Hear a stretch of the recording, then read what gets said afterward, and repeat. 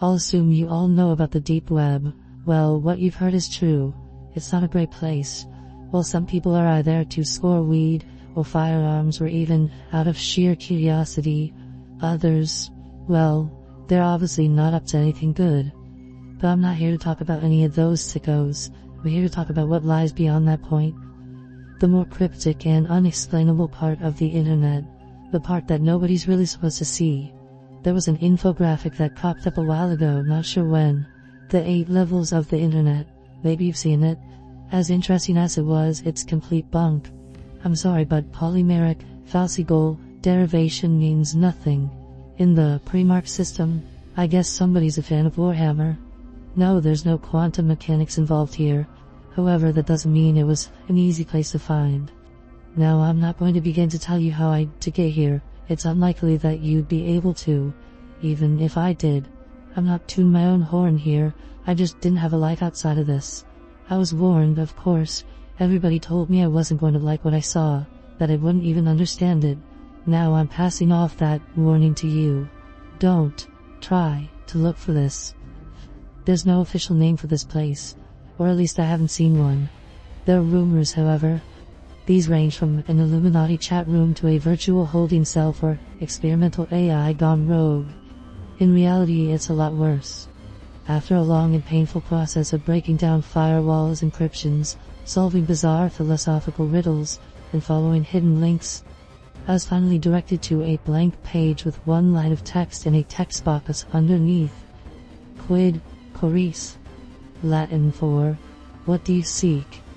I remember feeling surprised, but in retrospect I didn't know what I was expecting. I'll admit I was a bit stumped here. Partially because I didn't know the answer to that question. I had no objective. I just wanted to see if I could do it. I tried some generic answers at first. I typed in the truth and enlightenment. You know, matrix shit. Nothing happened. I tried a bunch of answers, but none of them worked.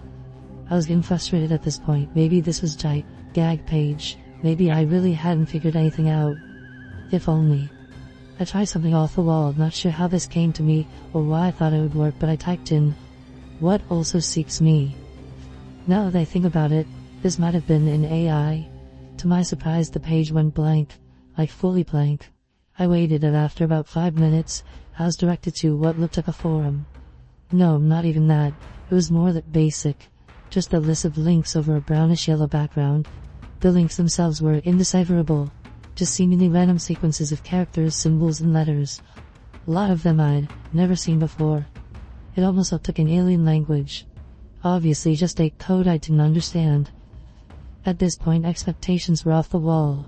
Each link was a shot in the dark. I clicked on the first one. It loaded up a live feed of what seemed to be the Paris catacombs. I watched for a while, but it was ultimately uneventful. I moved on to the next link. It was a shaky video in a dark setting, but I could make out men in tactical gear. They were in a house, opening doors and sweeping each room. Eventually they kicked one down to reveal a creature, tall and humanoid, with scaly skin. It was gnawing on a dismembered arm. They tried shooting at it, but it escaped out the window. The video stopped there. Well, I was floored. What the hell is this? It looked too be real to be unreleased film footage. I was officially intrigued. Maybe this was worth the months of headaches and bloodshot eyes after all. I couldn't stop now. I started working down the list of links. With each click, everything got more and more bizarre, more disturbing. I stumbled upon a document called The Paragon Project, detailing trials of human experimentation that will lead to superhuman levels of strength and durability. It was an apparent success. Looked official too. There were essays on space-time anomalies, glitches in reality, and apparent pictures of alternate dimensions. There were detailed explanations regarding Area 51, the Bermuda Triangle, assassinations, disappearances, the true nature of the Holy Grail. One of the more upsetting ones was a document referring to a world-ending bomb, a nuke that's 720,000 times stronger than the one dropped on Hiroshima. I want to know why we would need that. I found contingency plans for different kinds of apocalypses, nuclear winter, biological weapons, viral outbreak. Some more peculiar ones were called the Marianas Trench abnormality. The bluntly labeled strange man on the 15th floor and one simply referred to as blackout. Recovered logs of skinwalker hunting expeditions. 911 transcripts from residents of a town in Texas that went missing in 1977, and even the journals that belonged to the people involved in the Deal of Pass incident. They didn't go insane because of the snow. I spent hours on there, looking through pages and pages of things I felt like I wasn't supposed to see. I came across a trailer to a silent film made back in 1910. One that apparently made people claw their eyes out after watching that nearly derailed the whole industry. There was a live stream of a hooded man sitting in front of a camera, head crouched down. He eventually lifted his head, even though he had no mouth. A deep, guttural hello came through my speakers. Somehow I knew it came from him. I didn't stick around for that. There were obscure sets of step-by-step guides that involved things like cutting off your own limbs and sewing on corpses, performing religious incantations in the middle of the Siberian forest, and going to coordinates that apparently housed captive fallen angels. It was unclear what any of these were supposed to achieve. There was also a 20-second long clip titled The Futility of the Living. I didn't watch it. That's when I realized there was no way even the highest form of organized government had full control of this. One of the scariest things about this whole experience was that I didn't find an end to the list. No matter how far I scrolled down, nothing had a meltdown and passed out eventually, because I woke up on the floor in the middle of the night. I looked at my computer screen to see looped helicopter footage of a massive, crab-like creature tearing apart a coastal island. I clicked off of it. I just sat there for the longest time. I couldn't comprehend what I was seeing, and I don't think I really wanted to.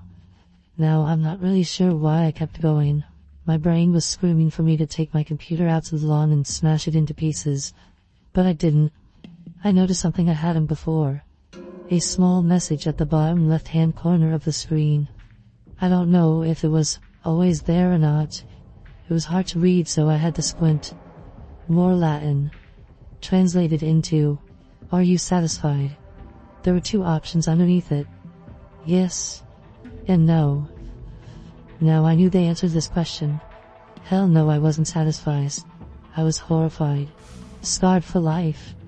But I should have clicked on yes. If I just clicked on net yes, it would have taken me out of that godforsaken place, back to comfort and sanity. Even right now I can't tell you why I clicked on no. But once I did, the page seemed to refresh. It was still the same basic setup, except there were only 4 links. This time there were no recognizable numbers or characters. Hell, it didn't even look like anything that could have come from this world.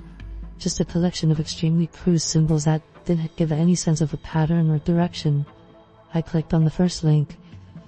After about 20 seconds I slammed my computer shut. I can't describe to you what I saw. All I know is that I wasn't supposed to see it. Nobody should ever see something like this. It's not only that, it didn't make any sense. I can't tell you why it didn't. I couldn't begin to grasp the images I was seeing. It wasn't graphic or anything, not like that. I just couldn't recognize anything. I can make out things moving, but not in the way any creature on Earth has ever moved before. Colors that I'd never seen before. Just thinking about it gives me a splitting headache. This is my best attempt at visualizing it. We have 3 dimensions here on Earth. We can move forwards, backwards, left, right, 72.4 degrees southwest, etc. These things weren't restricted to that. I can't explain it any further. All I know is that I didn't want to watch one more second. I don't think I would have been able to. I left my room for the first time in a while. I was planning to leave my house. I needed fresh air, to take a walk or something. Hell, I was thinking about running a marathon in the middle of the night just to get my mind off that shit for a few hours. I was putting on my jacket when I heard a knock at the door. I stopped dead in my tracks. Obviously, I wasn't opening up. About a minute and 5 more sets of knocks came before somebody spoke up. "Open up. We know what you did, but we're not here to hurt you. We just want to talk." The tone wasn't threatening. Eventually, I obliged. I opened up my door to 2 tall, slim men in suits. They smiled at me. "Can we come in?" I still don't know how they found me. I thought for sure that I was off the grid. We sat down on the couch. I guess I was just waiting for answers at this point. One of them looked at me and said, "What were you looking for?" "I don't know, but I'm not going back, I responded. He smiled again, like this is what he wanted to hear. The other one piped up. Who do you work for? His tone was a bit more aggressive. I just shook my head. Look, I didn't know what I was getting into. I wasn't looking for anything. They just stared at me for a while. I'm not going to tell anybody, trust me. They finally responded. We're not worried about that. Doubt anybody believe you. Another smile. Somehow it felt genuine. We just wanted to know what your priorities were. In retrospect, that was a very strange question. Just do us a favor, and we'll leave, I perked up. Give us the device you used to access it. I didn't ask any questions. I ran upstairs and basically tossed them my laptop. They both smirked at me one last time before heading out the door. Just as they were about to leave, one of them turned back. I don't think you need to be told, but don't try this again. And don't show anybody else how to get there, either. Well, no. I didn't ask who they were. I'm not sure I would have even wanted to know. It's been a week now. I don't go on the internet so much anymore. After this, I'm going to try and forget. To try and not to think about it anymore. I'm started having horrific nightmares. Been seeing a therapist for that, but I don't think it's helping. Anyways, I'm not gonna let this consume the rest of my life. The thing is, I'm afraid this might not be possible. There are some things we aren't supposed to know about. Probably for our own safety and sanity. Don't try and seek them out. It's better that way. However, it might be a bit too late for me. The part of the deep web we aren't supposed to see. Part 2. Down the rabbit hole. They say that curiosity killed the cat. It's funny, that almost feels like a personal attack at this point. I haven't forgotten about that night. I mean, it's not just something you can stop thinking about. What the hell was that last thing I saw? Strange thing is, it never even comes up in my nightmares. It's always the other stuff. I swear I can see the dude with no mouth every time I close my eyes, but maybe it sounds so weird. My brain couldn't comprehend it the first time, so how could my subconscious produce a recreation? Shit, I don't want to think about it anymore. But I can't. You see, my problems aren't just in my head anymore. I thought I was done with this shit after the men in black paid me a visit. I thought it was over. In retrospect, that was just wishful thinking. No, it was delusional. After what I saw, guess it doesn't work like that. I guess the world just isn't that simple. Here's what's been happening. Wednesday. It's been 3 days since I've gone back to work and I think I'm being followed. No, I'm sure I am. The thing is, the first time I didn't really notice. Whoever the hell they are, they've been using different vehicles. Always the same routine. After work I get into my car and start driving home. Another vehicle always tails me until I turn into my driveway. They just drive past. Now with it happens once, whatever, but 3 times. Under normal circumstances I could call it a coincidence. For obvious reasons. I can't do that right now. I'm not really sure what the hell they want. Maybe they're trying to monitor me. God, that's all I hope they're trying to do. If that's the case, I'll just lay low and ride it out. Just give them what they want. Thursday. This time I tried to get a glimpse of them in my rear view. Windows were tinted. Great. Again I pulled into my driveway and they kept going. Now I know I said I was just gonna ride it out, but this kind of shit really does take a toll on you. I don't want to deal with whatever the hell this is anymore. I swear they're following closer and closer each time. Friday. I did something different today. Took public transit instead of driving. I've never needed a drink more in my life, so I went to a bar after work. I guess this was more of an experiment, to see how closely they've been tracking me. If they bother by the waiting, then they can go fuck themselves. I'm still living my life. Although I couldn't keep my eyes off the window the whole time I was in there. After getting sufficiently wasted, I flagged a cab down, and surprise, surprise, there they were, right behind us. But here's what I didn't expect. It was the same car from yesterday. Looks like they gave up the incognito act. Not sure how to feel about that. Damn it, something else had changed. They didn't just keep driving this time. After the cab dropped me off, I turned around to see that damn car parked half a block away from my house. I just went inside. The hell was I supposed to do? Calling the cops didn't even occur to me, but to be honest, I don't think that would have helped. It's been 3 hours now and they're still here.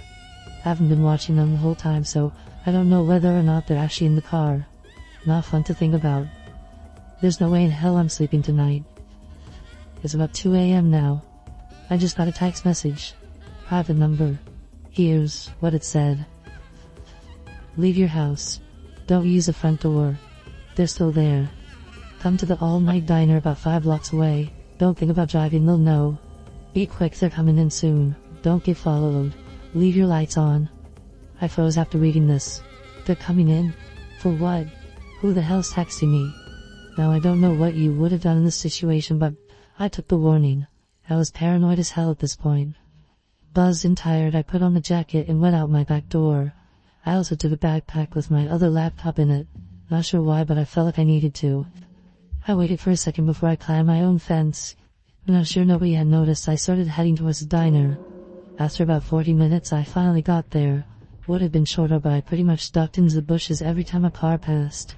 I scanned the patrons, a table of drunk college kids, a few truckers, and a dude in a hoodie typing away on a computer in the back. He didn't look threatening. Actually, he looked pretty scrawny. I made an educated guess. I walked up to his table and sat down. He looked up at me. Hi, what do you want? He texted me. There was a brief pause. I got worried for a second. Was it not him? But he broke the silence. Right. They follow you? No, I don't think so. He nodded. Alright. And then he laughed. I guess it was supposed to be funny. Man, you screwed up, didn't you? Hard to disagree with that. What were you doing anyways? What were you trying to find? Nothing, I swear, I just did it for the hell of it, I guess. He just stared at me in amused disbelief. Oh well, that's fucking lame. Would have been cool if you were a spy or something. He chuckled again. Look, who are you? How did you know they were after me? Who are they anyways? I pelted him with questions. Alright, settle down there. I'm not gonna tell you who they are. I don't know either, but I will tell you, they don't have good intentions. Fantastic, I thought. Well, how do you know about them? He paused. They came after me. 1 second I'm reading about demons on the moon, the next I'm getting my door kicked down. This was months ago, I skipped town. I was confused. Wait, what do you mean? They tried to kill me, dude. I couldn't believe this. And you were just viewing the links, that was it? You teach other people how to get there or something? He raised his eyebrow. No. Why do you ask? I was floored. They didn't do that to me, I said. They just came by, took my laptop and gave me a warning. Now it was his turn to look shocked. Really? He seemed to think about something for a while. He then proceeded to ask me what they looked like. Just men in suits, I responded. What did they ask you? Was his follow-up question. Again, I just told him. Then I remembered the last thing they said to me. They also asked me what my priorities were. Weird ass question. His face went blank for a second. Yeah, strange, ain't it? What followed was an uncomfortable silence. I finally asked him the thing that had been on our mind ever since that night. The page with just 4 links. What the hell is that supposed to be? He raised his eyebrow and told me he didn't know what I was talking about. This is where things got strange. After I told him a rough explanation of what I had saw, his expression changed completely. I could make out a sudden flare in his demeanor. What do you type at the prompt? He asked me. What also seeks me, I answered. I was thoroughly confused at this point. Isn't that what you did as well? He shook his head. No. He then shut his laptop and stood up. Well, where the hell are you going? I inquired. We've been here too long. Look, I know you have questions, but I can't answer them for you. Go to a motel tonight or something. And just like that, he was gone. What was I gonna do, stop him? I still have no idea who the hell this guy is, and the only thing I got out of him was his name. Jackson. And even that's probably fake. Tired as hell and still a little bit drunk, I left the diner and tried to stay hidden as I looked for a nearby motel. Obviously, this wasn't fun. Now here I am, sitting in some sketchy motel at 4:30 a.m. I can barely keep my eyes open, but I also can't help but look over my shoulder every second I'm awake. This is the pinnacle of shitty situations. I guess I'll try and get something to sleep. Nothing else I can do. I'll figure it out in the morning. Saturday. Well, I guess it's been Saturday for a while actually. It's 8 a.m. now. Barely got any sleep. I have this creeping, ominous feeling in my gut that something just isn't right. I turned on the TV, anything to clear my mind for a bit. What I saw next did the opposite of that. It was a news report. A man strangled to death in a KFC bathroom, but the person murdered was one of the guys that came to my house and took my computer that night. No suspects. I just stared at the screen for the longest time. What the hell was going on? My phone suddenly buzzed, a different message from a private number. This is what it said. Go to the swimming pool on 5th Street. In the men's locker room, go to locker 128. The combination is 12, 27, 33. Further inspections are in there. Do so before this text gets intercepted. Don't bring your phone. Of course, how stupid was I? My phone was still on me. Surely whoever was after me would have been able to track me. This never even crossed my mind. Out of curiosity, I peeked outside my window. Sure enough, the car that's been following me was now parked right there. Luckily for me, I caught my first glimpse of the driver and the passenger getting out. They are both wearing gloves and one was holding a briefcase. They're walking towards the entrance now. After I've emailed this to myself and a friend, I'm going to need to think quick. I've already dropped my phone in the toilet and I'm going to need to get rid of this laptop next. But people need to know that this happened. If you hear from me again, looks like I found a way out of this. What a goddamn shit show this has been. The part of the deep web we aren't supposed to see. Part 3. The chase. Well, here I am again. I'm currently on a plane headed to Scottsdale, Arizona. I haven't actually been out of state in 6 years. I thought I would eventually, just didn't expect it to be under these circumstances. Anyway, let me back up a bit first. This is what's happened. Right after I disposed of the laptop, I heard my lock being tampered with. Somebody was trying to pick it. Now, I've never been great under pressure, so you can imagine how I was feeling. But the human mind is an interesting thing. When you think you're at the end of the line, your will to live really ramps up. The balcony, I thought. Only way out of this. Without hesitation, I ran out and climbed over it. Fortunately, I was on the 2nd floor, so I didn't break my legs. Now came a decision. Run or hide. Both didn't seem too promising. Shit, I thought. I was panicking. That's when I spotted the Salvation. A cab parked on the other side of the lot. I bolted for it. I tapped on the window, startling the driver. "Mr. Horvat?" he asked. Well, no, it wasn't, but I nodded anyways. "You said A40, didn't you?" He looked at me in confusion. "Finished early, let's go." There was anxiousness in my voice, but I tried to hide it. Last thing I needed was for this guy to think I was a lunatic and drive off. I got in, told him the address, and we got out of there. As we left the lot, I looked back. The 2 men I saw coming out of the car were now on the balcony where I just was. I could tell that there was a dead stare directed right at me behind their glasses.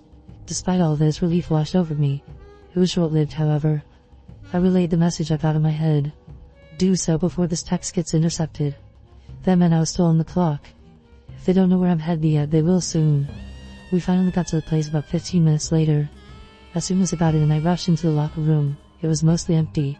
I kept repeating the combination in my head. This was the only thing I had. I didn't really care about getting answers before, but it seemed like I had no choice now. I finally found the locker. Didn't know why this guy chose such a massive place. 12 left, 27 right, 33 left. I swung it open. Sitting there was an older Blackberry model in an envelope. I opened it up to find a plane ticket, $2,000 cash, and a sticky note. In horrific penmanship, the words, "check phone, password, snake tracks," were scrawled across it. I obliged and booted up the ancient device. I remember being slightly amused. I always begged my parents for one of these when I was a kid. This is a far cry from that. I took a quick look through with the phone. It was mostly blank, no apps downloaded, no pictures, nothing. There was only one contact. Bluntly named, "Call me." So I did. After just one ring, a voice answered. There was a sense of tentativeness in his tone. Somehow it sounded familiar. "Who is this?" Who? Well, how the hell would I supposed to answer this? Should I say my name? "I got your message," I finally responded. There was a brief pause. His response caught me off guard. "What's your religious affiliation?" His tone had gone a bit more aggressive. Why the hell was he asking me this, I thought. I don't have enough energy to question him, though. Raised Protestant, but now agnostic, I guess, was my answer. He seemed to breathe a quick sigh of relief. Then he cut the line. Well, shit, is this guy nuts or something? My thoughts were interrupted as I got a message. He'd sent me an address and a room number. "Meet me was the only other thing he typed. I looked at it for a second before coming to my senses. I'm an idiot. I should have just taken the stuff and bolted. I heard the door to the locker room swing open. Then footsteps coming towards where I was. Sprinting, actually. I flipped shit. I shoved the stuff into my pocket and started looking for a way out. Again, there was really only one option here. I started making a break for the pool entrance. As I ran, fucking gunshots started ringing out behind me. I could tell they were using silencers, but boy, that doesn't do a whole lot when you're only 40 feet away. I suddenly felt a sharp pain in my side. I saw a bullet penetrate a locker right up ahead. God, that didn't miss by much. I ran faster than I thought I was ever able to. I almost slipped into the damn pool as I stumbled out. The lifeguard shouted after me as I burst out of the emergency exit. I couldn't stop there. I hurried along, making turns every minute, looking over my shoulder the whole time. It's a good thing I was downtown.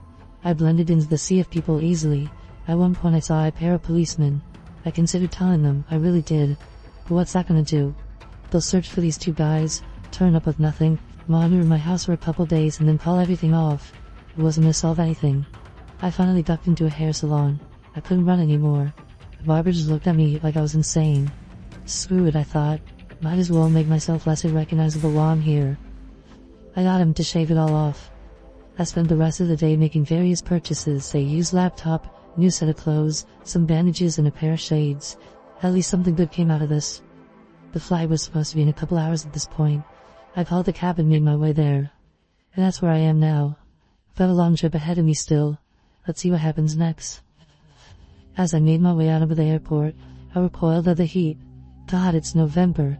How does anybody live here during the summer? I called another cab. Got to the address.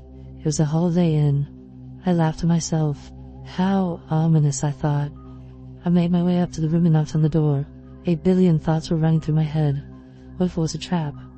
I actually thought about just running away for a second, but I realized I wouldn't accomplish shit. After about a minute the door opened. A wave of surprise washed over me, but in retrospect this is exactly who I should have been expecting. It was the other guy that came to my house that night. The one that didn't get strangled. He didn't look great, however. He had a black eye and a busted lip, and just looked tired in general. He looked me over before gesturing me in. He had a slight limp as he walked. Nice haircut, he muttered softly. He sat down on the bed and I sat on the couch across from him. There was a long silence. The whole time he just stared at the ground. To be honest, I don't know what to say, so I said nothing. He finally spoke up. Might as well let you know what's going on. He then proceeded to let it all out. About 4 years ago there was an incident in the Paris catacombs. I got chills after hearing this. 4 teenagers decided it would be a good idea to wander off during a tour. I guess they got lost or something cause they weren't there at the end. The police pretty much swept everywhere. No sign of them. Eventually the government decided to set up infrared cameras all around the place, just to see what would turn up. One day one of the cameras picked up movement. Nobody anticipated what they were going to see next. It was hell manifested. An abomination of writhing limbs somehow stuck together squirmed across the screen. There are 4 human heads stuck in the top of this thing. You can guess who they were. I was beyond speechless. I thought about that video of the catacombs. Glad I didn't stick around for the grand reveal. He continued. They decided to send elite forces down there to exterminate it. Apparently it took out 12 men before they put it down. Now the question was what they were going to do with the video. They couldn't just get rid of it, but they didn't want anybody to see it either. And this was around this time the whole Snowden thing was going on, so they didn't feel comfortable just using government servers. So this is where the website you saw comes into play. They got the most seasoned technical experts they had to bury it somewhere deep in the internet. And I'm talking about as deep as they could go. Nobody was supposed to know about it. Nobody was supposed to find it. And nobody was even supposed to know what to look for. I racked my brain for this, trying my way around, but there was no way in hell that I was on par with government experts, so how did I find it? He continued, and it worked well for a while. They made a pact with governments worldwide. Anything that deemed unfit for public knowledge went on that site. There were even precautions. For every real thing on there, they posted 4 fake ones. For the select few that managed to find it. Wait, what? I couldn't believe this. He just chuckled. Yeah, most of that stuff he saw was bullshit. Most. The videos are harder to fake. I didn't know how to feel about this. I was slightly relieved, I guess. Just slightly. He kept on. The logic behind this was that once people found these things, they'd look further into them. However, since they were fabricated, nothing would come up and the page would be disregarded. Just a gag site. At least that was the idea. I knew where he was getting at. What about the people that just started looking into the real things, he sighed. Look, nobody would have ever given a shit if they started spouting it off to their friends or on the internet. People would think they're crazy. It's the damn people that just have to go and find proof. The ones that plan to publicize it. Yeah, they get silenced. I was about to say something. I think you noticed because you cut me off. Look, don't put that moralistic shit on me. They don't have to do it. It was their choice. They were committing a crime. Do you really think public knowledge about any of these things would help anybody? No, it wouldn't. Sometimes ignorance is bliss, alright? To be honest, I do agree. But here's where things really went to shit. He went on. Before, there would be maybe 2 breaches a month, and this skyrocketed up to 20, then 50. They looked into it. Apparently there were rumors circulating around the deep and dark web, a rumor about a page that held secrets nobody was supposed to see. They decided to find out how easy it really was to access this place, just from reading forums and shit. It took the experts about 20 minutes to find it just by solving weird fucking riddles and then following these concealed links that would spawn from them. And then there was the final prompt. What do you seek? You've seen it, no? I nodded. Apparently there's a lot of different answers that could work. Anyways, it didn't make any sense. Everybody that was supposed to know about this was grilled. Somebody had to be doing this, alright? Nobody fessed up.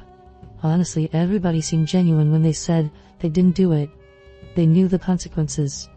After a brutally in-depth investigation, nobody was resolved. And then it hit them. Back in 2010, they had also finalized an experimental AI. I'll spare you the details, but it went off the rails. Nobody could control it. As soon as they thought they could corner it into a virtual trap, it just disappeared. It didn't come up again, until now. He paused after that. He was waiting for me to connect the dots. So, you think that this AI resurfaced and is now directing people there? I asked. He said that he doesn't think that's the case. He knows it is. It's the only feasible explanation, he stated. But why? I don't know, he responded. I was starting to get a hunch now about why this was happening to me. These people, they aren't after me because I saw those links, are they? He just nodded. It's what I saw after. You think this AI has something to do with it? Another nod. Well, what did I see? He took a second before speaking. I couldn't tell you. There's some things that I don't even know about it. All I can tell you is that there are some groups, some people out there, beyond any government, that are after this kind of stuff. This forbidden knowledge. And somehow they know that you've seen it. And they want to know what you know. And they come after you as well, I asked. Yeah. They know we talked to you. A wave of guilt came over me. Did I get that guy killed? However, that guilt quickly turned into frustration. Well, what the hell am I supposed to know? I don't know the hell I saw. A dry chuckle came out from him. Well, they don't care, do they? They'll jump at anything. And who do you work for? The government? I finally asked. The question had been on my mind since I got there. Sort of, was all he responded with. He got up, taking out a pair of car keys. We gotta figure this out. We gotta go. But where? I asked. Vegas. In any other situation I would have been ecstatic. We went outside and he led me to an older beat-up sedan. Inconspicuous, he said with a smile. I could tell he was just trying to lighten the mood. The drive was long and arduous. We barely spoke. My brain was fried at this point, so I didn't even bother asking any more questions. I did remember one peculiar conversation we had though. Listen, if anything happens to me, there should be a file on the Blackberry named contingency. Everything you need to know will be there. I remember feeling flustered. What could happen to you? I responded. I don't know. Just in case, I guess. Don't lose that phone. In reality, I knew there were a lot of things that could happen. I just didn't want to admit. He woke me up when we arrived in McCarran. I was confused. You have plane tickets? Don't need them, he responded. We got out of the car and I followed him in.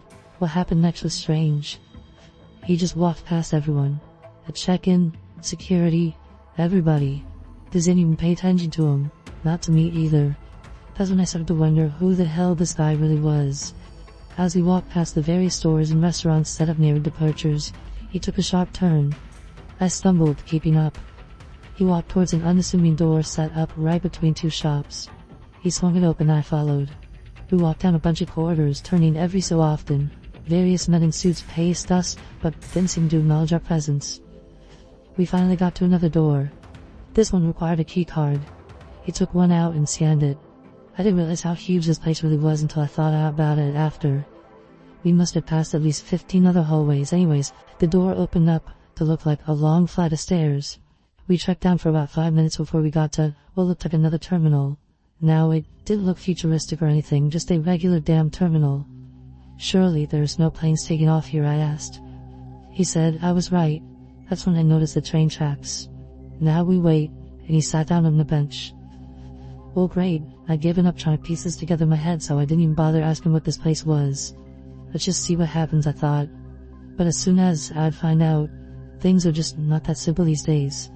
I spotted a washroom sign towards the back and I headed for it. As I was washing my hands after finishing up, I noticed what looked like a card stuck into the side of the mirror. I plucked it out and looked at it. It was a standard business card size, just plain white with black text. And here's what it said. From far and wide we search for meaning. As seconds pass since the time of weaning, our destiny is sealed, we'll face the wrath. We don't need hope, we have our faith. We will not stop until we're dust. All for God, in whom we trust. Creepy, I thought. And then I turned it over. In big bold letters was FOTLG. No idea what that's supposed to be. However, in that moment I felt that something just wasn't right. It's that creeping sensation you get when something just feels off. I needed to tell him, whoever the hell he is, about this. I opened the door and he was gone. I searched around the terminal for a bit, but he was nowhere to be found. Hell, there was nobody else there. The place started rumbling slightly. The train was coming. Well, I sure as hell wasn't getting on by myself. I looked around a bit more before I heard footsteps coming back down the stairs. Great, I thought. He's back. Then I realized it wasn't just one pair of steps. There were multiple. Instead of seeing a familiar face, I was greeted with 4 of what I assumed to be men. I couldn't tell because their faces were covered with a burlap sack that had eye holes carved out. Kind of like the one Scarecrow wears in Batman Begins. The only difference was the symbol that seemed to be spray painted on the forehead supposed to be. It was simple, a vertical semicircle with angular arrows going through it. As I recall, the rest of their getup was normal, just plain street clothes. I was frozen, and then I realized that one of them had liquid dripping off his glove. Dark liquid. The next few moments were a blur. I remember the train pulling up and those guys starting to run towards me. I started bolting for the train. It was a weird one. Only one section and one set of doors. I don't think I saw a driver. As I ran up to it, the doors opened automatically. I remember frantically looking for a shut button, but there wasn't one. I just stared in horror as those freaks got closer and closer. As they got within about 10 meters, I closed my eyes and just prayed for the best. I opened them when I heard a kicking and banging at the door. It wasn't opening up for them. I watched their crazed eyes follow me as the train started moving. I was safe, but only for now. I turned on the phone again and took a thorough look through it. Sure enough, the text file he mentioned was there. Guess I'll read it soon, after I'm done with this. Now I don't know where I'm going, and I don't know what's awaiting for me there. My head's pounding. All I know is that I should have just stayed on Google. The part of the deep web we aren't supposed to see. Part 4. Revelations. I'm not so sure what to think anymore. I mean, it's not like anything was clear-cut before, but the world just continues to make less and less sense. I open up the contingency file. This is what it contained. Failsafe. Agent. Incapacitated. Elias. Jack. Rust. Identity. Redacted. Custom message. Hello there. If you're reading this, I suppose I'm out of commission. Shame, I guess. I'm gonna assume that we've at least made it to the terminal. Here's what you need to do. Get on the train. Do so as soon as it comes. There's only a 10-second window where it'll open for anybody. Now it's going to be the 5th. Count them. The 5th stop you'll need to get off at. There won't be any announcements, no indictions, nothing. Do not fall asleep. Just pay attention. This train goes fast, but it'll still take a while. Be patient. While you're in there, do not look out the windows. There's nothing to look at anyways. You'll be in a tunnel. Nevertheless, it's better that you refrain from doing so. You see, we've been having problems recently. Sometimes something stares back at you, and you can't really look away. Now, what I'm going to mention next isn't likely. I'd say it's a 1 in 1,000 chance, but you don't have the means to deal with it, so you'll need a heads up. If at any one of these stops you see or hear the door opening, hide under the seats. There shouldn't be anybody getting on right now. Just close your eyes and wait for them to leave. Now if they're still there after the 4th stop, I'm sorry. Once you've arrived at the 5th stop, get out. It'll be another terminal, very small one. There should be stairs to the right and the ladder to the left. Do not even think about going down the stairs. As you go up the ladder, it should start getting darker. Don't worry, this is what's supposed to happen. Keep feeling upwards. Eventually you should touch something solid. It's a fake rock. Push it up and climb out. Put it back when you're done. You should now be in the dead wheat field. This is Texas, between Crockett and Sutton County, to be specific. Start looking around. There should be a small abandoned farmhouse visible a few miles in the distance. Go towards it. Once you've gone in, look for a basement. This place isn't big. You should find it easy enough. Once you have, go down there. Now lights don't work, so it'll be dark. Turn the brightness up on your phone if you have to. You should be looking for a big red door. There's only one, so if you think that you found it, you have. There's going to be a numerical set of buttons right by the handle. The password is 5325678. Now this next part's a doozy. Not that you have to do anything crazy, just what I'm about to tell you. You see, the reason these people knew where to find you was because they went through us first. We've been monitoring you ever since you started getting close to finding that page. I didn't tell you because, well, why would I? Apparently there was a mole informant in our midst. We believed that he was a member of a cult that we thought was defunct a while ago. The faction of the Lost Gods. That's what they call themselves. I won't go to Z-Town from here. All I'll tell you is that they would go to the ends on the earth to find what you saw that day. That's their one and only objective. They aren't the only group seeking this. However, they are the only one that we're worried about. I guess once they started hearing about those riddles, they thought that this thing was trying to communicate with somebody. With them, trying to lead them there. But this is the part that didn't make any sense. The thing that had stumped all of us. We were never supposed to see what you did. It wasn't supposed to be there. We have no clue why it was. One of the strangest things was that nobody had even created the page that it popped up on. We don't know how you found it. You were the first person that saw it since we took it off the site. This is where things got hairy for us. As soon as the informant noticed this, he called in a raid on our Texas headquarters. That's the one you're owing to. It was a massacre. They stole our equipment and started tracking you down on themselves. Luckily for me, I wasn't there for that. I was already on my way to you. Now, we don't work for the government. We just work with them.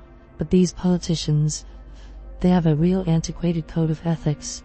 A real antiquated idea of how to fix things. You see, these cult members aren't so easy to find. If they were, they would have been neutralized a long time ago. Because of that, there exists a contingency protocol for this exact purpose. Blackout is what they call it. If they ever find out that this group had any chance of finding whatever it was that you saw, they'd put it into motion. Trust me, that's not gonna be fun for anybody. They aren't willing to take any more risks. That's why we didn't tell them. Why we didn't tell most people in our own organization. They might spill the beans. However, if you're still reading this, that means desperate measures can wait. Once you've gone in, go directly straight until you've reached what looks like a control room. In the far right corner there should be on an older desktop mounted to the wall. Luckily that's one of the few things I didn't take. Boot it up. It's going to prompt you a password. Type in primordial. A trapdoor should open in the middle of the room. Walk down the steps and you should find yourself facing a bunch of file cabinets. Start searching through them. You're looking for a folder under the name Kane Hunter. He's an old friend. It's ordered alphabetically, so it shouldn't be that hard. That folder should contain his address. I understand that this is a lot of work for just one piece of information. However, this guy moves around so much I just didn't bother keeping up. You need to go and find him. He'll have the answers that I don't. At this point, he's our best shot. Tell him Ben sent you. I'll leave you with this message. Mankind must not go back to hiding in fear. No one else will protect us, and we must stand up for ourselves. This government protocol is not the way we go. Good luck. That was the end of the message. This was a lot to take in, to say the least, but it sounded like I had a job to do. Luckily nothing else got on the train with me. It took a while, but I finally got to the basement door in the farmhouse. As soon as I walked in, a wall of stench hit me. I reflexively gagged. A massacre. Those words rang through my head. I found a light switch on the wall and flicked it. As the stale, incandescent light washed over the place, I understood what he meant. It was a massacre indeed, and nobody was there to clean it up. Holding my breath, I stepped over the decaying, uniformed corpses. As much as I would try to avoid looking at them, I couldn't stop myself from glancing down every so often. I was about to pass out when I reached the control room. I followed the instructions and found the folder. As soon as I did, I got the hell out of there. Once I was back outside, I read through it. Kane Hunter was 45 years old and he lived in Hong Kong. Shit, I thought. I was starting to hate traveling. It took me a while to find a road. I eventually managed to hitchhike into town. From there I got another ride to Dallas-Fort Worth International. That's where I am right now.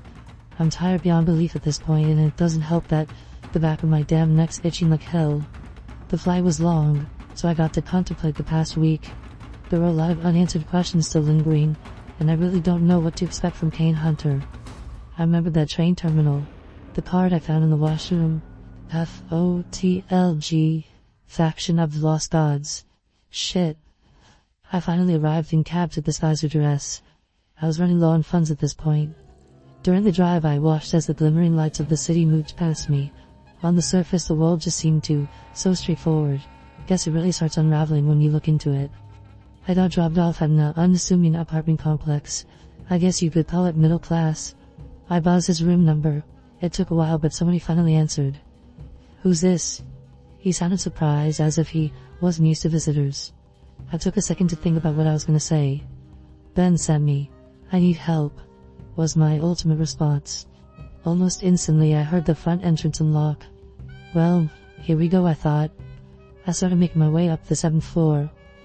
As I was about to knock on his door, it opened up. A rather unkempt, middle-aged man pulled me into his room, looking extremely anxious. He paced around as I took a seat. He finally stopped, turning to me. "What do you mean you need help?" His otherwise deep voice croaked as he said this. I knew that I was about to tell him something he didn't want to hear. "I saw that thing, and now there's people after me." His facial expression contorted as he heard this. "Who's after you? Do you know?" His speech was quick and discombobulated. "The Faction of the Lost Gods is what I think they're called," was my response. Now his face went completely pale. "They're back." I flinched as he cursed loudly right after. He sat down, burying his face into his hands. He looked back up at me. "What happened to Ben?" My silence was enough of an answer. He just nodded. He was a good guy. I just nodded back in response. I heard him mumble something under his breath, but I couldn't make it out. Now it was time for me to ask the big question. The question that nobody seemed to have the answer to. What was it that I saw? He just stared at me for a couple of seconds, and then he finally spoke up. "I used to work on the space station named Coros 1. You heard of it?" No, I hadn't, and that's what I told him.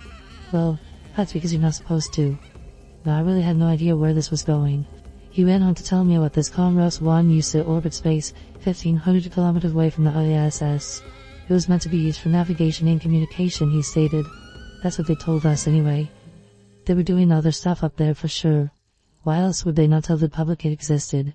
Anyways, it didn't last long. One day we get a message from NASA. There was a signal of sorts, coming from somewhere deep in space. Well, more like some kind of anomaly. Something that didn't make sense. They didn't elaborate on what that was supposed to mean. Anyways, they estimated that came from beyond the Kuiper belt. All of this was strange, of course. They decided to check it out. He paused, letting off a quick sigh as he did so. They sent an interstellar probe towards the signal. It was estimated to reach there in about 9 years.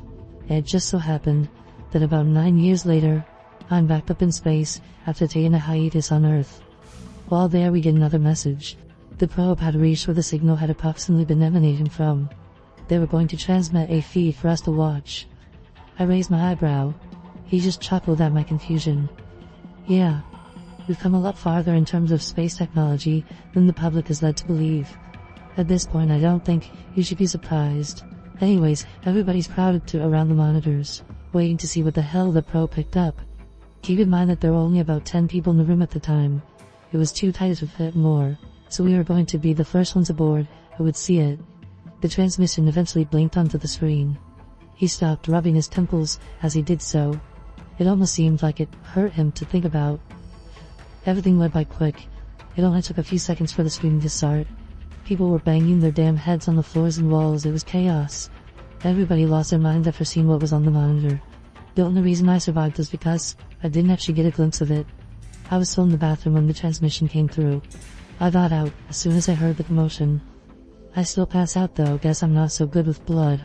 All I remember being hitting the floor and seeing a lone person still glued to the screen. He was the only one watching at this point. When I woke up they started asking me questions, but I had no answers for them. I didn't see it. Wait, so what was the cause of death for them, I asked. S-word, mostly blunt force, he responded. Everybody in that room found a way to K themselves. What the hell, I thought. Was this really what I had seen as well? So what happened to the other guy, the guy that you said was still watching? He passed out as well, but only for a minute. Other than that, he said that he was fine. Never even really brought it up. When they'd asked him what he'd seen, he just shrugged and say that he didn't know what they were talking about. I knew him actually, his name was Blake. He'd always been a strange guy. There was another pause. I kept trying to work this out of my head. Kane kept going. But that wasn't the end of the story. I perked up. He got fired soon after. He seemed to just stop caring about anything that was going on around him.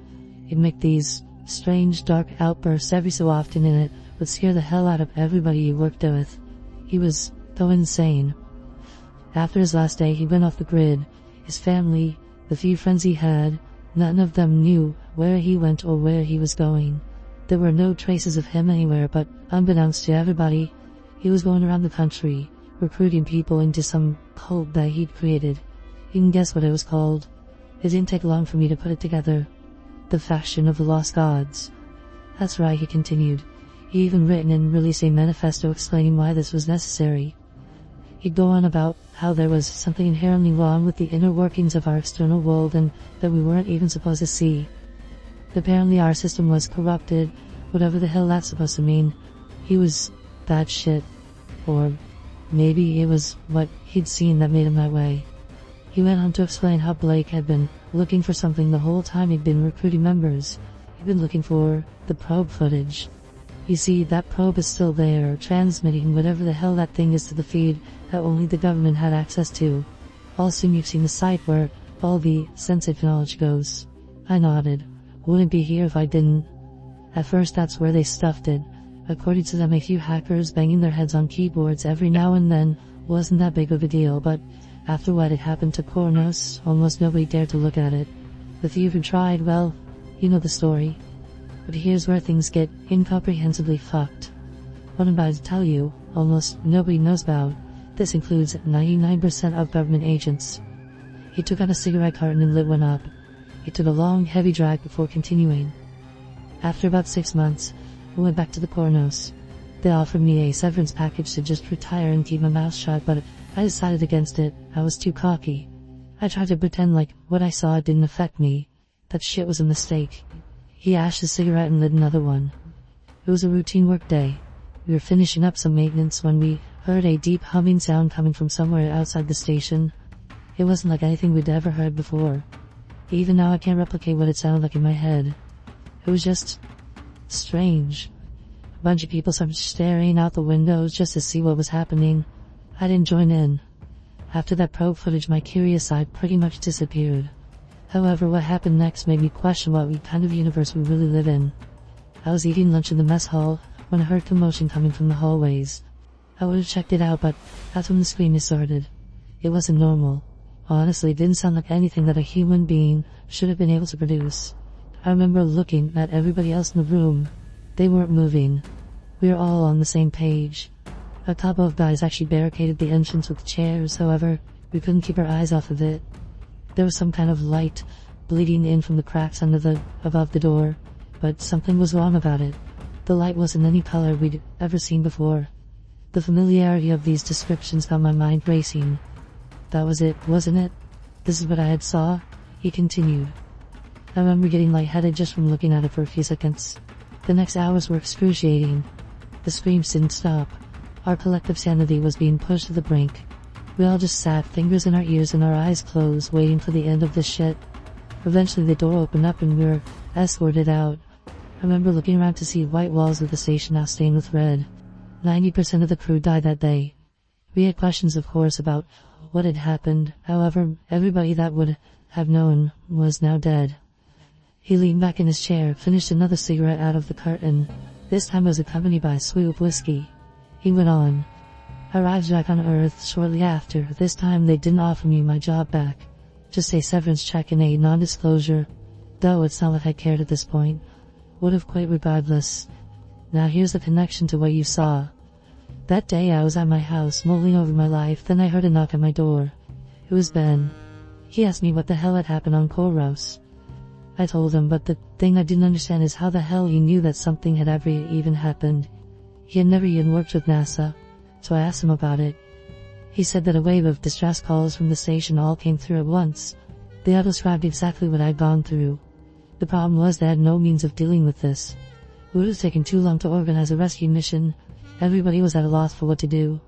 That's when the higher-ups came up with something off the cuff. They had a hunch. It was actually more of an experiment. It checked up on the website. Sure enough, it had been breached once again. Somebody was viewing the probe footage. They tracked it down to an abandoned warehouse in San Antonio, which is where Ben was at the time. At that point, he was just a field agent, so they contacted him and told them to go check it out.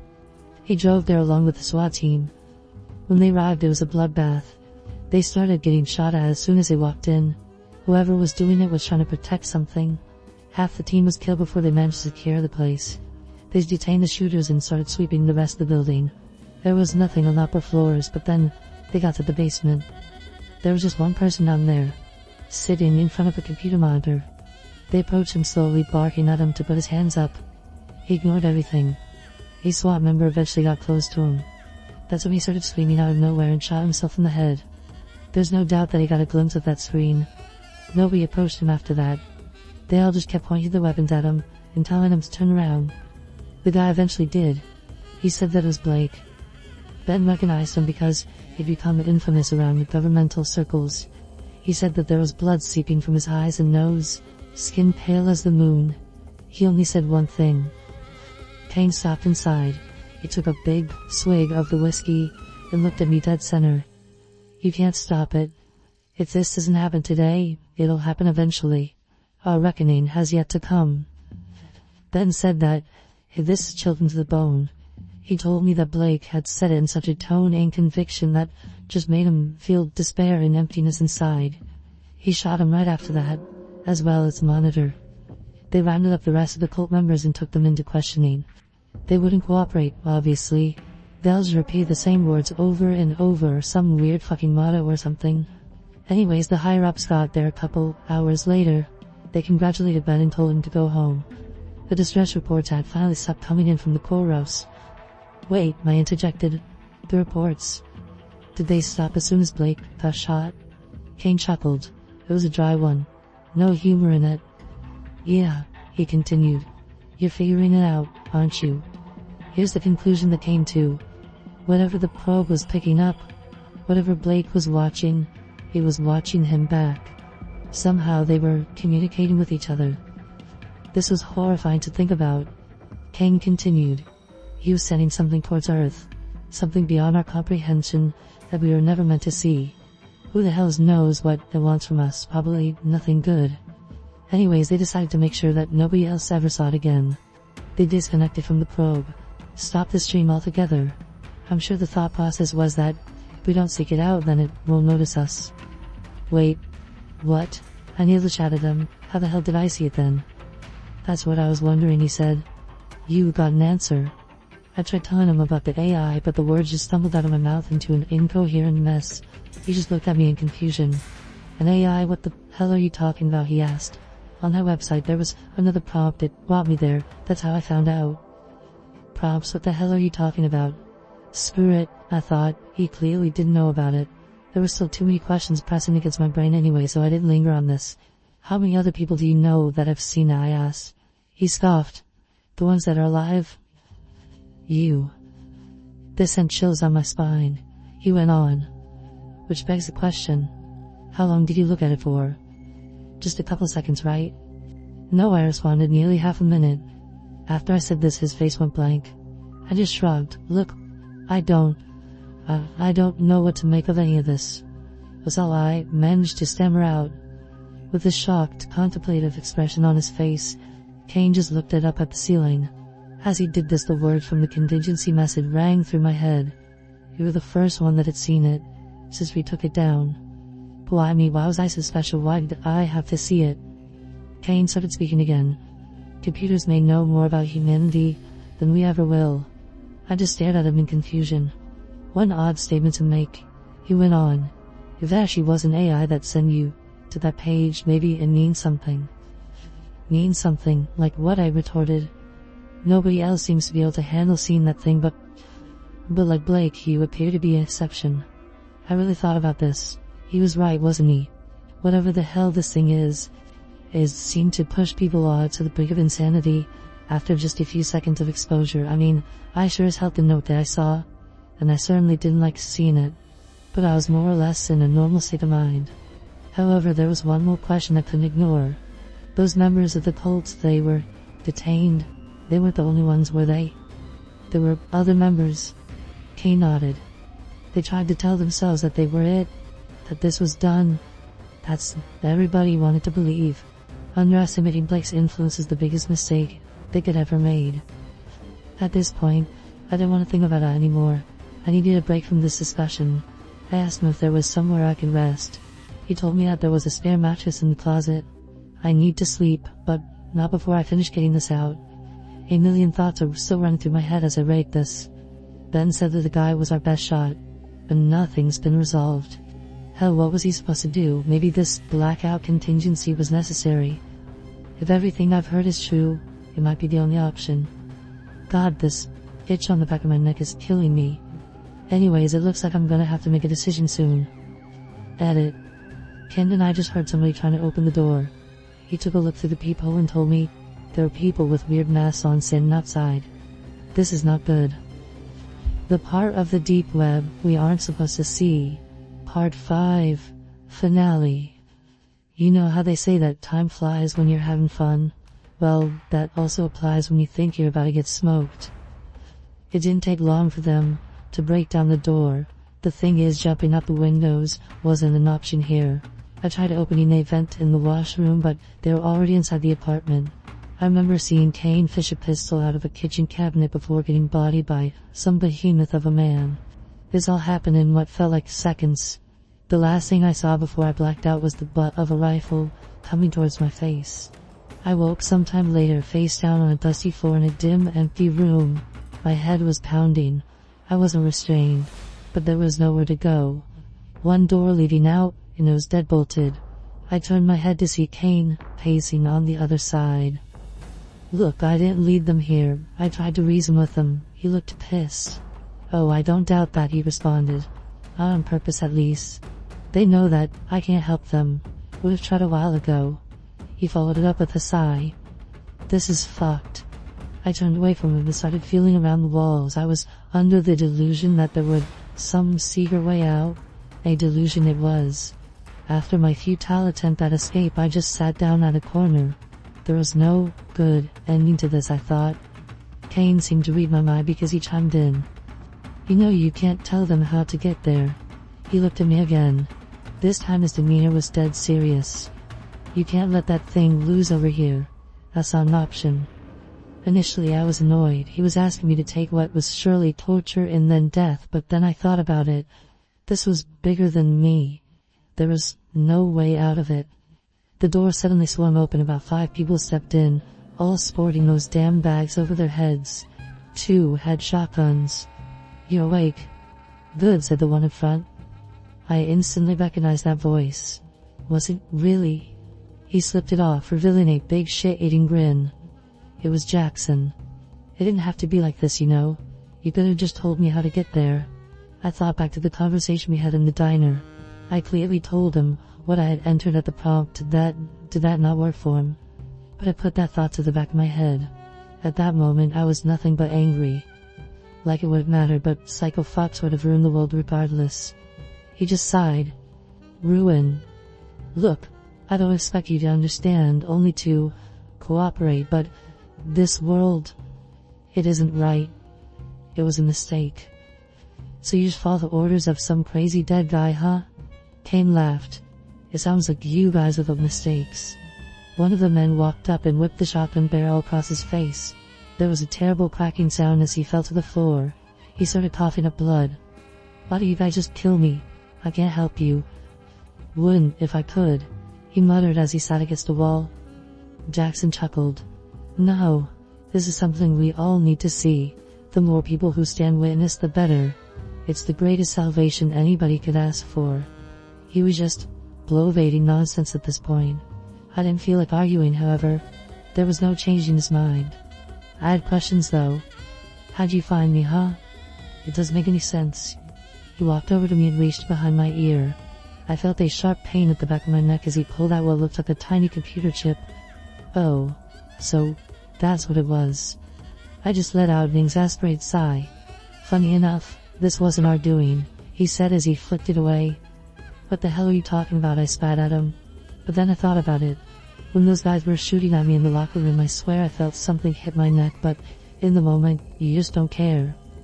Jackson smiled as he saw the horror on my face. We can thank those guys for that.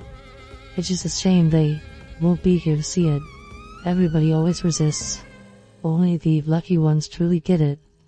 I recalled Ben's message. A lot of groups are after this, but we're only afraid of one. Who were they? I asked him. Don't know, he replied. It never mattered anyways. I was reliving the whole journey in my head at this point, thinking about where I messed up. How'd you get to the terminal? You needed a key card. Jackson pulled one out of his pocket.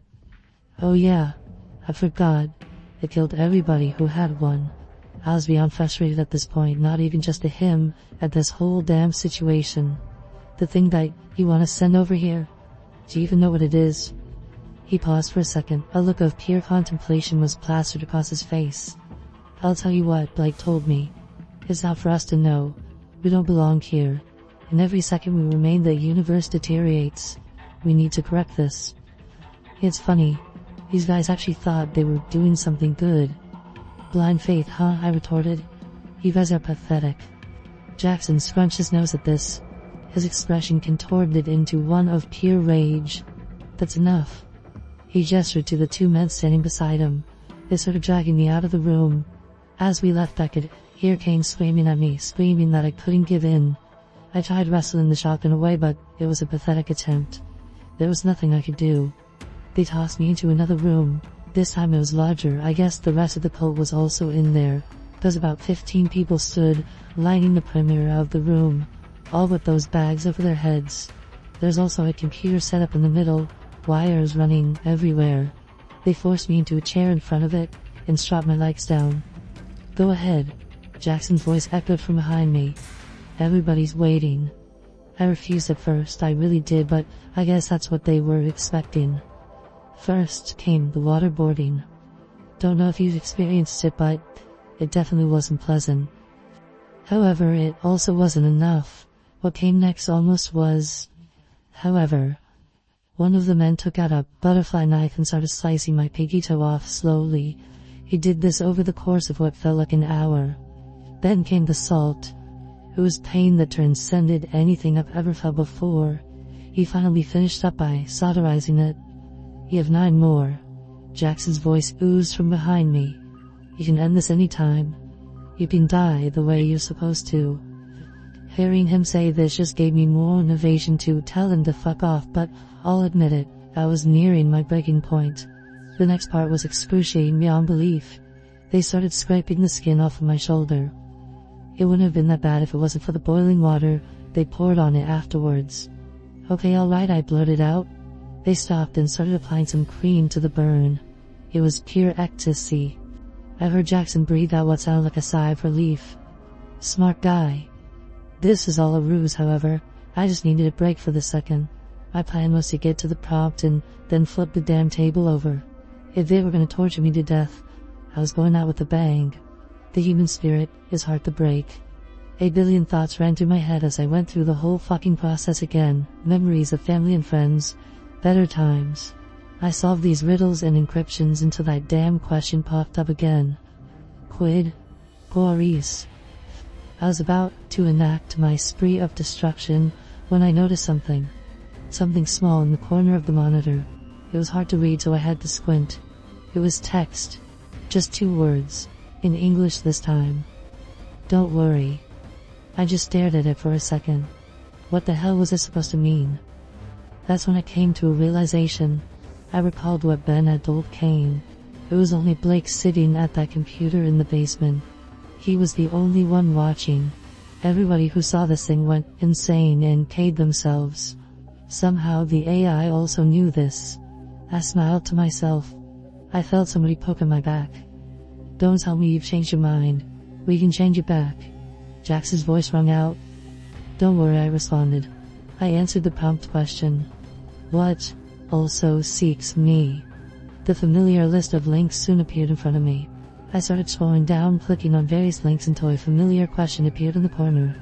I clicked yes. And just like that, there they were.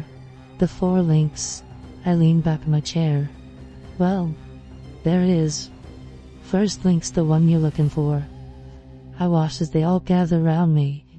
This, the first time you're going to see it, I asked. I could see Jackson nodding out of the corner of my vision. Blake did make one mistake. He thought that we weren't ready.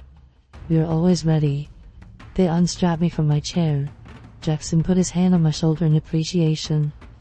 You don't know this, but you just did something good. Spare me, I responded. Is Ben still alive? I needed to know. Jackson nodded. Well, where is he? Why does it matter at this point? I just want to tell him to brace himself. I own that at least. Jackson sighed. He took out a piece of paper with an address and postal code scribbled onto it. It handed it to me. Good luck with that. He gestured to a couple of our members. Follow him out in case he lied again. They obliged. I could barely hold in my grin as they walked me out. They closed the door behind them and trained the shotguns on me. There was only one thing I could do at this point. I just waited, listening intently. There was a few muffled voices before silence. I started counting. 1, 2, 3, 4. And then came the screams. Even though I was expecting it, I still flinched. Kane was right. Those sounds should not have come out of a human being. The 2 guys guarding me flipped shit. One of them ran inside and the other stumbled on his feet. He was looking back and forth between me and the room, so I disarmed him easily and shot out his kneecaps. I guess he hit his head hard on the floor because he went limp. That's when the cacophony of gunshots started ringing out from inside the room. It lasted for about 10 seconds and was followed by silence. With a shotgun in my hand, I walked inside. Bodies were lying haphazardly scattered around the room. Pieces of the burlap sacks they were once wearing were now stuck to the blood-stained walls. The monitor was face down on the floor, shards of screen everywhere. There was only squirming figure left. Jackson. Guess he really was dedicated to this. He was muttering something incomprehensible as he sanked his way towards a stray pistol. I thought about finishing the job for him, but that'd just be putting him out of his misery. Instead, I went around the room and took the clips and shells out of every weapon. He gave me one last look before I left. His skin was paler than snow, arms and legs trembling, expression a mix of shock, dismay and confusion. It looked as if he was pleading for something. I just flipped him off and closed the door behind me. This is what he wanted, wasn't it? I walked down to the room where Kane still was. I picked up the keys from one of the bodies. At this point, the cream on my shoulder, as well as the adrenaline, was wearing off. A wave of pain hit me at once. I stumbled a bit before I got to the door and unlocked it. Kane jumped when I still walked in. He seemed relieved at first and then horrified. Did you? The words faltered out of his mouth. I just shook my head. He exhaled in solace. He wanted us to take a quick peek inside the room before we left. just to make sure. Jackson was still in there, twitching violently in the corners, facing away from us. That was the last I ever saw of him. "This'll be a pleasant surprise for somebody," Kane said before closing the door. We got out of there after that. Turns out we were in the basement of some abandoned factory outside city limits. We hitchhiked back into town. We got back to Kane's apartment, where he decided to buy me a plane ticket back. "Least I could do," he stated. "Swear to, you said you were from Delaware?" I looked down at the address in my hand. "No, I need to go to Vegas first." Kane chuckled. Drinking away this whole experience, huh? Understandable. He started booking the ticket.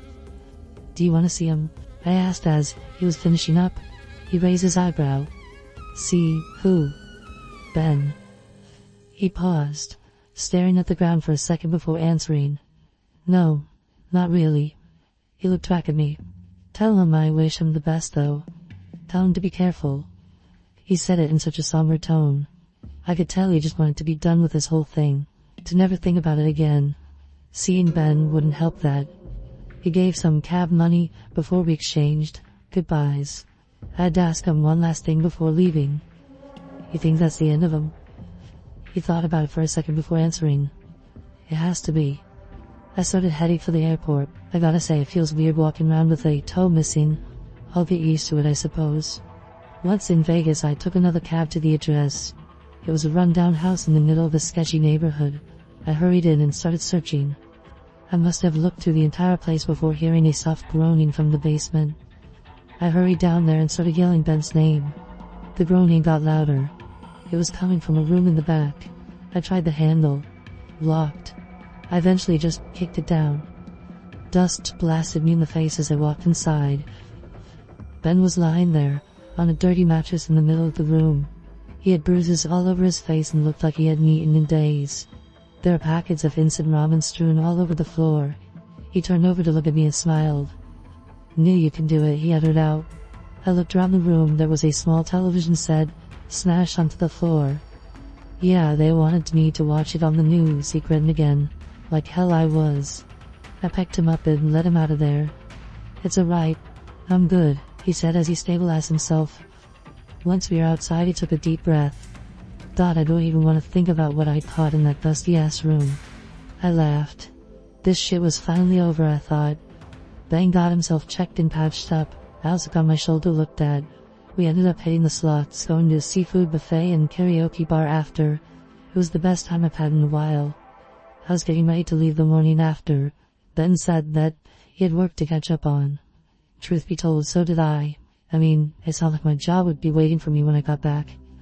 He never actually told me who he worked for, what'd you do, I said to him as we were getting ready to leave the hotel. He chuckled. "Yeah, that was on purpose." "Oh, come on, after all this and you're still keeping it a secret?" I gave him a casual nudge. "After all this and you still want to know more?" He pushed me back. It was my turn to chuckle. Touché. The cab ride to McCarran was quiet, so was the walk to the terminal. I was headed back to Delaware and he was going to South Korea. He finally spoke up about 2 minutes before his boarding call. I like to think that I do my best to try and protect the world from the strange shit that dwells within it. To try and secure the stuff out there that humanity should never see. To put them away in containment forever. He slapped my back before getting up to leave. "Keep in touch, yeah? You know how to find me." And just like that, he was gone. I waited about 30 more minutes before my flight was ready to go. I slept like a baby the whole time I was in the air. When Ashley got to my house, there was police tape surrounding it. I knocked on my neighbor's door to ask her what had happened. I mean, I already knew, but I had to find some kind of evidence. She seemed surprised when she opened up for me. Apparently she saw 2 men enter in my house and called the cops that night I went to the diner. "Everybody's been looking for you. Where the hell did you go?" Sightseeing," I answered. "Did they catch them?" "No," she responded. "But they found these weird-ass cards all around your house. It said like FTLOG on the back or something. Who the hell were those nutcases?" I chuckled to myself and thanked her. After explaining the situation to the cops and giving a statement, I was finally back to square one. Normalcy. I found a new job soon after and settled back into a routine. It was over, huh? But even though I try not to think about it anymore. It seems like a daunting task.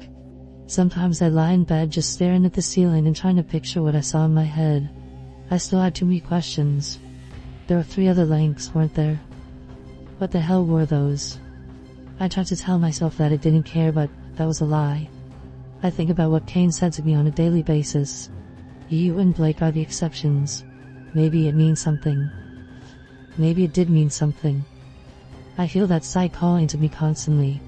I know that sounds strange, but I can sense it. Those links are just waiting to be seen by somebody. By me. The AI still tries to communicate as well. I've been getting small messages on the corner of my screen even when I browse the surface web now. Are you satisfied? Is what they say. Good question. Was I?